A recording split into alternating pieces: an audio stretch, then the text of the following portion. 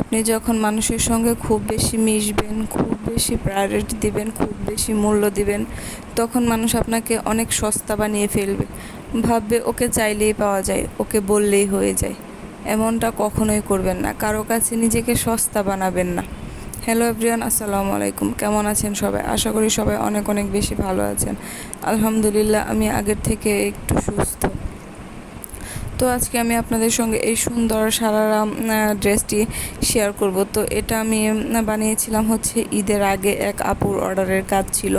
তো সেটার জন্য আসলে আপু অনেকগুলো লেস দিয়ে দিয়েছিল, আর হচ্ছিল এখানে ছিল 5 গজ কাপড়। তো আমি কনফিউজড ছিলাম যে কোন লেসটা দিব বা কোন লেসটা দিলে ভালো লাগবে। তো আপু আমার উপরেই ছেড়ে দিয়েছিলেন যে আপনার যেটা পছন্দ আপনি সেই লেসটাই দিবেন। তো আমার পছন্দের যেহেতু দিয়েছি, সেহেতু আমি অনেক বেশি কনফিউজড হয়ে গেছিলাম যে আসলে কোন কালারটা দিব বা কোন ডিজাইনটা দিলে ভালো লাগবে বা কোন ডিজাইনটা দিলে ভালো লাগবে। তো আমি খুব বেশি কনফিউজড হয়ে গেছিলাম।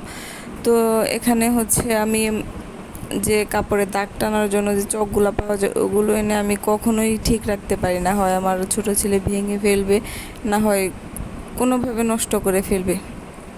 তো যাই হোক, এখানে আমি আপুটির মেজারমেন্ট অনুযায়ী মাপ করে আমি কেটে নিচ্ছিলাম। তো এটা আমি 3 লেয়ারের বানাবো, তার জন্য আমি 3 লেয়ারের অনুযায়ী মাপ কেটে নিচ্ছিলাম, দাগ কেটে নিচ্ছিলাম।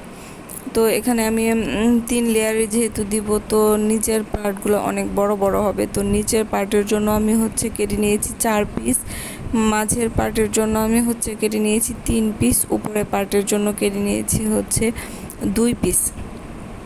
তো এরকম করে ভাগ ভাগ করে আমি সবগুলো পার্ট কেটে নিয়েছি। কেটে নেওয়ার পরে এগুলো এখন সেলাই করার পালা। তো এগুলো সেলাই করতে আসলে অনেক বেশি কষ্ট হয়ে যাচ্ছিল। তো সেই সেলাইয়ের পার্টগুলো আর দেখালাম না। তো এখানে আমি উপরের পার্টের জন্য একটা ডিজাইন করে নিচ্ছিলাম। তো ডিজাইনটা খুবই সিম্পলের উপর ছিল, শুধু মাঝখানে সেলাই দেওয়ার যে ডিজাইনগুলো হয় সেগুলো দিচ্ছিলাম। আপনারা একটু খেয়াল করলে দেখলে বুঝতে পারবেন যে আমি এই সেলাইটা কীভাবে দিয়েছি। তো ফাইনালি আমার এই লেসটা দিয়ে নিলাম। ফাইনালি আমার এই লেসটা দিয়ে দিলাম, মনে হলো যে এটাই ভালো লাগবে, তো সেজন্য এই লেসটাই দিলাম। তো এখানে আমি পিছনের পার্টটা একটু দেখে নিচ্ছিলাম লংটা কেমন হয়েছে। তো পিছনের পার্টেও আমি লেস দিতে চাইছিলাম, তো পরে ভাবলাম যে না, পিছনের লেস অতটা ভালো লাগবে না। তো তার জন্য আমি সামনের পার্টেই লেসগুলো দিয়েছি, পিছনের পার্টের লেসগুলো দেইনি। তো আমি আপুকে জিজ্ঞেস করে নিয়েছিলাম যে পিছনের পার্টে কি দেবো না দেবো না। তো উনি বলেন যে থাক, পিছনের পার্টে দেওয়ার দরকার নেই। তো তার জন্য আমি আর পিছনের পার্টে দেইনি। তো এখানে আমি লাস্টের ফিনিশিং সেলাইটা দিয়ে নিচ্ছিলাম। উপরের যে ইলাস্টিকের জায়গায় যে সেলাইটা দেওয়ার দরকার, সেই সেলাইটাই আমি দিয়ে নিচ্ছিলাম। তো ভিডিওর এই পর্যন্ত যারা এসেছেন সবাই আমার চ্যানেলটা একটু সাবস্ক্রাইব করে দেবেন এবং একটা লাইক দিয়ে দেবেন। আপনার একটা লাইক আমাকে অনেক দূর এগিয়ে নিয়ে যেতে সাহায্য করবে। তো এখানে মোটামুটি কমপ্লিট হয়ে গেছে। তো উপরের পার্টের জন্য যে ডিজাইনটা করেছিলাম সেই ডিজাইনটা শেষ করে, তো বডির মাপ অনুযায়ী আমি ডিজাইনটা এখন উপরের পার্টটা কেটে নিচ্ছি।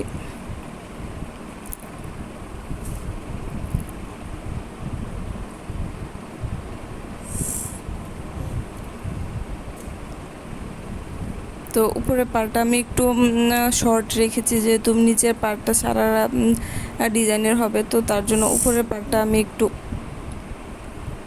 শর্ট রেখেছি।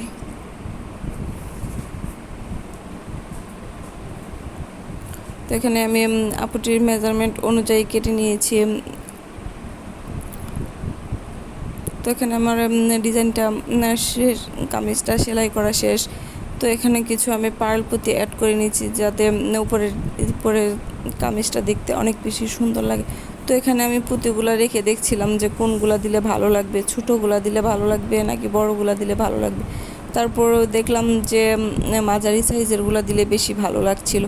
তো আমি এখানে B70,000 গাম দিয়ে সবগুলো পার্ল লাগিয়ে নিচ্ছিলাম। এই ঘামটা দিলে হয় কি পুঁতিগুলো ওঠার কোনো সম্ভাবনাই থাকে না। আপনি ধোন বা পানিতে ভিজান, পুঁতিগুলো এই ঘাম থেকে উঠবে না। তো ফাইনালি আমার ড্রেসটা কমপ্লিট। কেমন হয়েছে অবশ্যই জানাবেন।